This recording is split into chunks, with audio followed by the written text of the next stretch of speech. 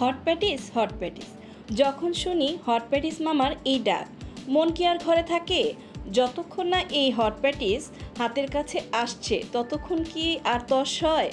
যখন থেকে এই প্যাটিস ঘরে বানানো শিখলাম তখন থেকে তো বাসার কেউ আর বাইরে থেকে প্যাটিস কিনে এনে খাবে না, বলে ঘরের স্বাদই পারফেক্ট।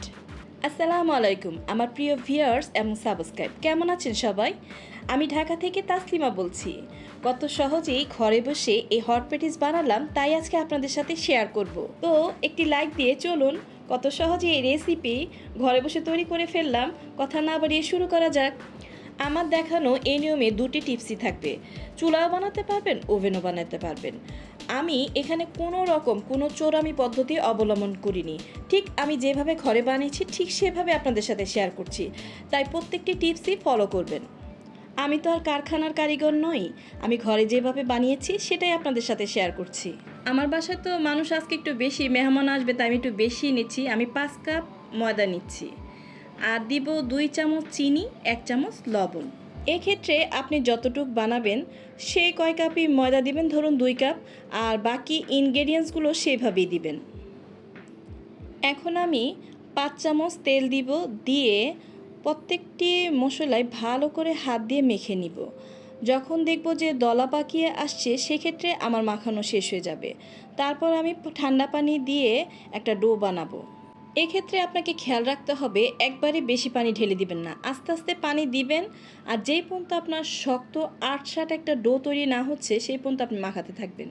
একদম নরমও করে ফেলবেন না, একদম শক্তও করে ফেলবেন না, কারণ এটা যখন আমরা রেস্টে রাখবো তখন এটা এমনি একটু নরম হয়ে যাবে। এখন হাতে ভালো করে একটু তেল মাখবো, একটু একটু করে তেল দিব আর ভালো করে ডোটাকে ময়ান দিব। আপনি যত মসৃণ করে এটাকে ময়ান দিবেন তত পারফেক্ট আপনার রেজাল্ট হবে। ভালো করে মেখে এটা 20 মিনিটের জন্য রেস্টে রেখে দিব। এটা আমি বাইরেই রাখবো, এখন আর ফ্রিজে রাখবো না। এই রেসিপিটিকে আসলে আমরা যত কঠিন ভাবি আসলে এতটা কঠিন নয়। আর ঘরে বানানো যে কোনো রেসিপি খুব স্বাদের হয়, তাই এই রেসিপিটি যদি ফলো করে একবার আপনি ট্রাই করুন তাহলে বুঝবেন যে বাইরের থেকে কিনে এনে খাবো না, আর ঘরেই বানিয়ে নিই। একটা জিনিস খেয়াল রাখবেন, প্যাটিসের এই ডোটা দিয়ে কখনোই সাথে সাথে রুটি বেলা যায় না, 20 মিনিট রেস্ট আপনাকে রাখতেই হবে। আর প্যাটিসের ভিতরে আমরা যে ফিলিংটা দিব চলুন সেটা তৈরি করে ফেলি। দিয়ে দিচ্ছি পরিমাণ মতো তেল, আর পেঁয়াজ একটু বেশিই লাগে, আমি এখানে 2 কাপ পেঁয়াজ ইউজ করেছি। আর দিয়ে দিচ্ছি একটু লবণ, লবণটা দিলে পেঁয়াজগুলো একটু তাড়াতাড়ি নরম হয়ে যাবে। পেঁয়াজগুলো আমি কি বেশি ভাজবো না, একটুখানি নরম হয়ে এলেই আমি বাকি মশলাগুলো দিব। দিয়ে দিব 1 চামচ জিরা বাটা, 2 চামচ আদা বাটা, 2 চামচ রসুন বাটা। এগুলো দিয়ে একটু ভালো করে কষিয়ে নিব। আদা রসুনটা একটু কষানো হলে দিয়ে দিব মুরগির বুকের মাংস, যেটা আমি ছোট ছোট করে কেটে রেখেছি। প্রায় 500 গ্রামের মতো আমি মুরগির বুকের মাংস নিয়েছি। আপনি কম বেশি করে দিবেন, আপনার যেভাবে ভালো লাগে সেভাবে দিবেন।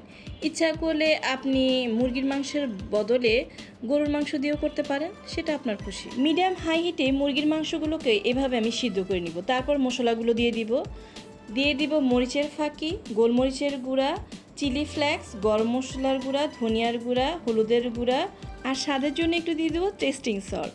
টেস্টিং সল্টটা দিলে কি স্বাদটা খুব সুন্দর আসে। ইচ্ছা করলে আপনি এটা অ্যাভয়েড করতে পারেন, আমি একটু অ্যাড করেছি। আর এই মশলাটা মিশানোর জন্য একটু পানি দিয়ে দিচ্ছি, প্রায় হাফ কাপের মতো। কিন্তু মুরগির মাংসের ক্ষেত্রে আমরা কোনো পানি দিইনি, মুরগির মাংসের থেকে যে পানিটা উঠছে সেটা দিয়ে আমরা মুরগির মাংস কষিয়ে নিয়েছি। কিন্তু মশলাটা মিশানোর জন্য একটু পানি দিয়ে এবার ভালো করে রান্না করে নিব। মুরগির মাংসটাও সিদ্ধ হয়ে যাবে আর মশলাগুলোও ঠিকমতো মিক্সড হয়ে যাবে। আর আমি তো একটু ঝাল পছন্দ করি, তাই একটু কাঁচামরিচ দিতেছি, আপনি ইচ্ছা করলে নাও দিতে পারেন। আর প্রত্যেকটা মশলা আমি স্কিনে লিখে দিব। প্যাটিসের এই স্টাফিংটা যেন পানি ছেড়ে না দেয়, এ পর্যায়ে আমি 1 টেবিল চামচ কর্নফ্লাওয়ার ইউজ করতেছি। এটা ভালো করে মিশিয়ে দিবেন, তাহলে আর পানি পানি ভাব থাকবে না, কোনো ভয় থাকবে না, আর মশলাটা ভিতর থেকে পানি পানি ভাবও ছাড়বে না। তো পারফেক্টলি ডান হয়ে গেল আমার ভিতরের পুরটা। এবার চলে যাচ্ছি আমাদের পরবর্তী স্টেপে। এখন আমি এই ময়ান থেকে প্যাটিস বানানোর জন্য অর্ধেক ডো নিয়ে আমি একটা রুটি বেলে ফেলবো। ডোর কনসিস্টেন্সিটা এরকমই হবে, শক্তও হবে না, নরমও হবে না। তাহলে আপনার রুটিটা বেলার সময় একটু কষ্ট হবে, রুটিটা বেলতে গেলে খালি বন্ধ হয়ে আসবে, কিন্তু তারপরে আমরা একটু কষ্ট করে রুটিটা যতটুকু পারি বড় করে পাতলা করে বেলবো। এভাবে স্কিনে দেখানো নিয়মে গুঁড়া দিয়ে সুন্দর করে রুটিটা যতটুকু সম্ভব পারা যায় ততটুকু বড় করে বেলবো। বেলে আমি এখন বাটারটা গালাতে ভুলে গিয়েছি। বাটারটা আমি কি করছিলাম, চুলার কিনারে একটু দিয়েছিলাম নরম হওয়ার জন্য। বেশি নরম হয়ে গেছে, তখন আবার একটু ফ্রিজে ঢুকাইছি, শক্ত হয়ে গেছে। কিন্তু আপনারা বাটারটা কি করবেন, একটুখানি মানে শক্ত রাখার চেষ্টা করবেন, বেশি জানি গলে না যায়। আমি এখানে বাটার দিয়েছি আর ডালডা দিয়েছি। ডালডাটা আপনার কিন্তু দিতেই হবে, নাহলে কিন্তু পেটিস হবে না। দোকান থেকে একটা ভালো কোম্পানির ডালডা কেনার চেষ্টা করবেন। আর ডালডাটা না দিলে প্যাটিসটা ক্রিস্পি হবে না, তাই ডালডা আপনাকে ইউজ করতে হবে। প্যাটিস কিন্তু শুধু বাটার দিয়ে হয় না।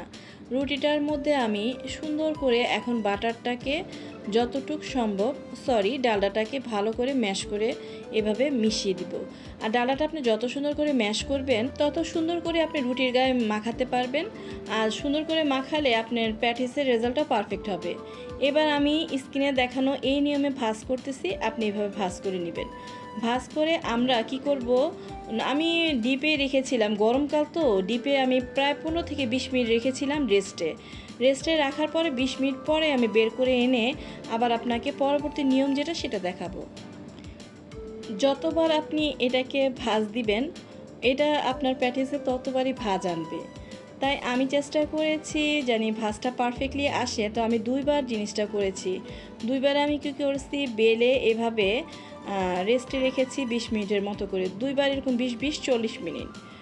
আর আপনারা ইচ্ছা করলে 3বার করতে পারেন, কিন্তু 2বার করলেই হবে, কোনো সমস্যা নেই, 2বার করলেই জিনিসটা হবে। ওই যে দেখেন না, প্যাটিসের মধ্যে যে লেয়ারটা আসে, আপনি যতবার এরকম করে ভাঁজ দিবেন এই লেয়ারটা কিন্তু এইভাবেই আসে। তো এই জিনিসগুলো আপনি ফলো করবেন, স্টেপ বাই স্টেপ প্রত্যেকটা জিনিস করবেন, তাহলে আপনার প্যাটিসও সুন্দর আমার মতো হবে। তো ক্যামেরার পিছে চেষ্টা করি যতটা সম্ভব জিনিসটা সুন্দর করে ফুটে ওঠে, সেটাই আপনাদের সাথে শেয়ার করি। এটা আমার কাছে আমার বাসার মধ্যে আমি যে চুলায় বানাইছি, ওভেনও বানাইছি, সবার কাছে চুলারটা বেশি মজা লাগে, বুঝি না, ওইটা বলে ক্রিস্পি বেশি হয়, ওইটাই ওদের কাছে মজা লাগে বেশি। কিন্তু আপনি বলবেন মনে হয় চুলারটা, আপনি মনে হয় চোরামি করছেন। না, চুলা একদম সম্পূর্ণ আমার নিয়ম আপনি ফলো করবেন, একই সময় লাগে। রুটিটাকে বেলার পরে আপনি এরকম সাইড কেটে দিবেন, তাহলে আপনার লেয়ারটা বোঝা যাবে। এই কারণে প্রত্যেকটা কিনার কিন্তু কাটতে হয়, তাই আমরা কিনারগুলো কেটে স্ক্রিনে দেখানো এই নিয়মে 2 সাইড দিয়ে লম্বা নিয়ে এবং ওই সাইড দিয়ে 3 ইঞ্চি 3 ইঞ্চি করে আমরা কেটে নিব। কেটে প্রত্যেকটা প্যাটিসের মাপ সমান করে নিব। এক্ষেত্রে আমি বলবো একটি স্টিলের স্কেল ব্যবহার করবেন, কারণ স্কেলটা ব্যবহার করলে আপনার প্রত্যেকটা সাইড সুন্দর সমান হবে। আর যখন আপনি প্যাটিসের ভাঁজটা দিবেন, কোনাকুনি শেপও আসবে। এদিক দিয়ে আমার ইলেকট্রিক ওভেনটিকে আমি 220 ডিগ্রি সেলসিয়াসে প্রিহিট করতে দিয়েছি 10 মিনিটের জন্য। আর চুলায় একটা পাতিল বসিয়ে সেটাকেও 10 মিনিটের জন্য গরম হতে দিয়েছি। আমি 2 জায়গায় তো করব, তাই 2টাই জায়গায় আমি রেডি করতেছি। এভাবে মাঝখানে পুরটা দিয়ে তারপর আমি কোনাকুনি অ্যাঙ্গেলে একটু ডিমের আঠা দিয়ে জোড়া লাগিয়ে দিচ্ছি। ডিমটা আমি 2টা ডিমের কুসুম নিয়েছি আর 3-4 টেবিল চামচ দুধ নিয়ে এটাকে ভালো করে মিক্স করে নিয়েছি। এটা দিলে আপনার উপর দিয়ে সুন্দর একটা লাল কালার আসবে। প্রথম থেকে শেষ পর্যন্ত আমি যতটুকু সহজ নিয়মে করা যায় আমি করার চেষ্টা করেছি আর আপনাদের সাথে শেয়ার করেছি। তো আপনাদের কেমন লেগেছে তা একটা কমেন্টে আমাকে জানাবেন। তো চুলায় দিয়ে দিচ্ছি আর ওভেনে দিয়ে দিব। তো আপনাদের সুন্দর একটা কমেন্ট আমার জন্য খুব প্রয়োজন, যেটা আমাকে নতুন ভিডিও বানাতে উৎসাহ দেয়। ওভেনে দিয়ে আমি উপর নিচ হিট করে দিচ্ছি আর 220 ডিগ্রি অন করে দিচ্ছি। আমি 40 মিনিট দিয়েছিলাম, পরে আমার হয়নি, তো আমি আরও 10 মিনিট দিয়েছি লাল হওয়ার জন্য, যেটা একদম একজ্যাক্টলি সত্যি কথা। আমি জানি না কার কতক্ষণ লাগে, কিন্তু আমার 50 মিনিট লেগেছে। ঠিক সেম চুলায় আমার একই টাইম লেগেছে। আর চুলারগুলো আমি কি করেছি, পরে একটু উল্টিয়ে দিয়েছি, তাহলে আমার পুরো 2 দিকে আমার একই কালার আসে। আর একটা তাওয়াকে আমি বারবার হিট করে উপরে দিয়েছি, জানি সুন্দর একটা কালার আসে। এরকম সুন্দর নিত্য নতুন সহজ উপায়ে রেসিপিগুলো যদি দেখতে চান, তাহলে আমার চ্যানেলের সাবস্ক্রাইব বাটনটি অন করে আমার পাশে থেকে যান আর আমাকে সুন্দর একটি কমেন্ট করেন আর একটা লাইক তো হবেই। তো দেখছেন কি সুন্দর পারফেক্ট হয়েছে। আর সব সময় আমার জন্য দোয়া করবেন, আমি জানি পরবর্তীতে আরও সুন্দর রেসিপি নিয়ে আসতে পারি। আল্লাহ হাফেজ।